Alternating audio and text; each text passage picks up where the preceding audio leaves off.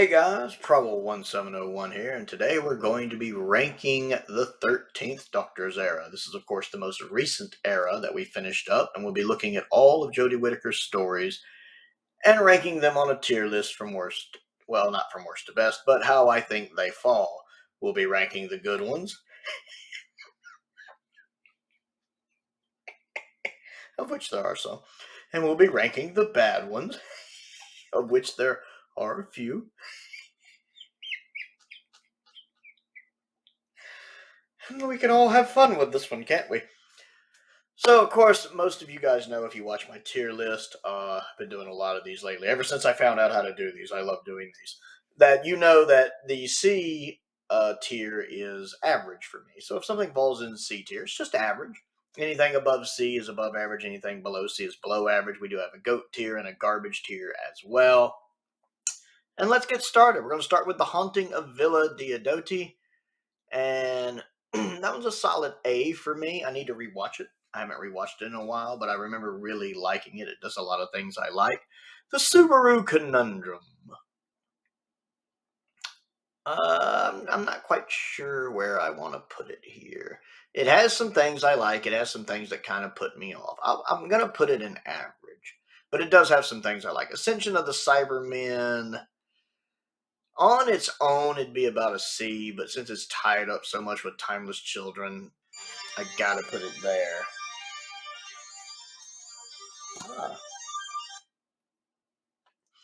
Timeless Children is straight up garbage. It Takes You Away, also straight up garbage. The Battle of Whatever is straight up garbage. Let's see. Can You Hear Me is S tier. I really like Can You Hear Me a lot. I know it has a Deus Ex Machina ending, but I really enjoy it. The performances are good from the main cast and the guest cast. And Whittaker might have what I call her best moment as the Doctor in it when she's confronting the two gods at the end. She really does feel like the Doctor there. Fugitive of the Jadoon.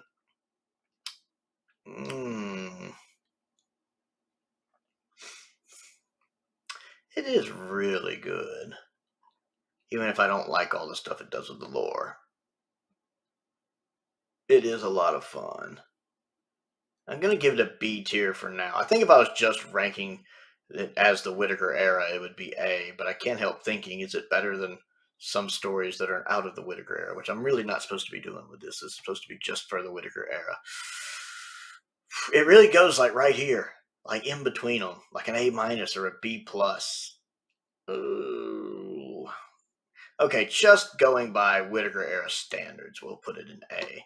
Revolution of the Daleks is also a solid A. I like that one. Praxeus isn't bad. It's just uninteresting. I'm going to give it an E. Spyfall Part 1, I think, is S tier good. Spyfall Part 2 is more A tier. Not quite as good, but still good. Demons of the Punjab is a solid A tier for me. I really like that one. The Tesla episode, I do like that one a lot. S tier. Rosa. I don't like Rosa because I consider it the most racist episode of Doctor Who ever made. It's blatantly discriminatory towards a certain group of Southern people, shall we say, in the time period. And I actually find it quite offensive. But on the other hand, I could see where people who aren't from the South could actually really enjoy this episode. And it does have some good things going for it. The actress who plays Rose is really good.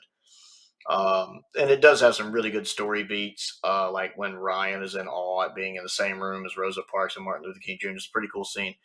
So, objectively, probably up in here, but for me, because of the racist nature of it, because it is blatantly racist toward it, the way it portrays one group in this is very caricaturish and very stereotypical, which I take offense to, would put it down here. So I'm going to kind of average it out and just put it here.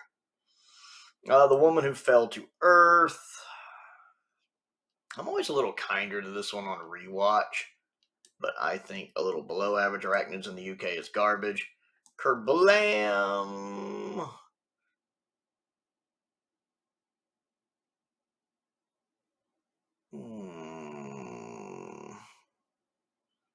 I like Kerblam, though. I do like Kerblam. I'm thinking if any of these need to move down. I feel like Fugitive probably should move down. Let's do that. I like it a lot, but that feels a little more appropriate. Is that the Ghost? The Ghost Monument I like a lot. It's not perfect, though. But I usually put it as one of my favorites of that, so it's kind of got to go there. Orphan 55. Yeah, that's about right for that. Resolution. Resolution does a lot of things I like, but for some reason I never go back and rewatch it. And because of that lack of rewatchability I have for it, I gotta kind of put it there. The Witchfinders, I don't really like. It's got a couple redeeming things, but I don't really like it. Halloween Apocalypse, it's garbage. War of the Suntarans gets some credit. I can't put it any higher because the Flux crap tied up in it, but it does do better. Once Upon a Time is crap. Village of the Angels is in the same boat there. It does some good stuff, but since it's wrapped in Reflux, I'll bump it up. No, it's got that crappy ending. I kind of have to put it a little below average. Even though if these two were standalone episodes, they'd be up here. Easy. Survivors of the Flux. Got a couple things I like going on. The Vanquishers. All right, it's got a few interesting things that could be garbage. Eve of the Daleks. Yeah, I think that's good there. Legend of the Sea Devils is garbage. Power of the Doctor is S tier. More A tier stuff than I thought there would be. More A tier stuff than I thought there would be. That's actually not bad. No GOAT tier stuff. I don't think there's any GOAT tier stuff. I'll be honest. I really don't. But I do think we got some S tiers with Can You Hear Me, Spyfall Part 1, and the Tesla episode, and Power of the Doctor, because I really do enjoy Power of the Doctor. Much like Five Doctors, the story's not all there, but it's just a lot of fun and a great celebration of all of Doctor Who, even more so than Day of the Doctor was. Some solid A tiers. That's a lot of A tiers with Diodoti, Revolution of the Daleks, Spyfall Part 2, Demons of the Punjab, Kerblam, and Ghost Monument. I do enjoy all of those. Fugitive of the Jadoon and Eve of the Daleks are both really good. And then I think the Subaru Conundrum gets a solid C. It's average. And then, of course, we have some that are just barely below average, with Woman Who Fell to Earth, Resolution, and then these two parts of Flux. They're a little below average, but they're still enjoyable. They have good things going on. Even these have some stuff you can find to like Ascension of the Cybermen, Praxius, Rosa, Orphan 55, and Survivor of the Flux. F, just a couple things maybe to like from Witchfinders and Vanquishers. Then you have the ones that are just straight up garbage. 3, 4, 5, 6, 7, which 7 of her stories, Timeless Children, That Takes You Away, Battle of Whatever, Arachnids in the UK, Halloween Apocalypse, Once Upon a Time, and Legend of the Sea Devils, just pure garbage. This is how I would rank the Whittaker era. I want to know what you think of this list and how you would rank them and what you think of this era as a whole. It is my least favorite era of Doctor Who thus far. But who knows how I'll feel in 10 years. Probably the same, but we'll see. I want to know what you think, so comment down below and let me know. Don't forget to click the like button and the subscribe button and the bell for notifications as well, so you never miss out on another video. I also have a Patreon down there if you would like to support me on that. The link to that's down in the description, as is a link to my P.O. box. My P.O. box is down there as well. If you'd like to send anything for me to look at and review, a link to my Amazon wish list, which I've updated recently, is down there as well. And YouTube memberships are also available.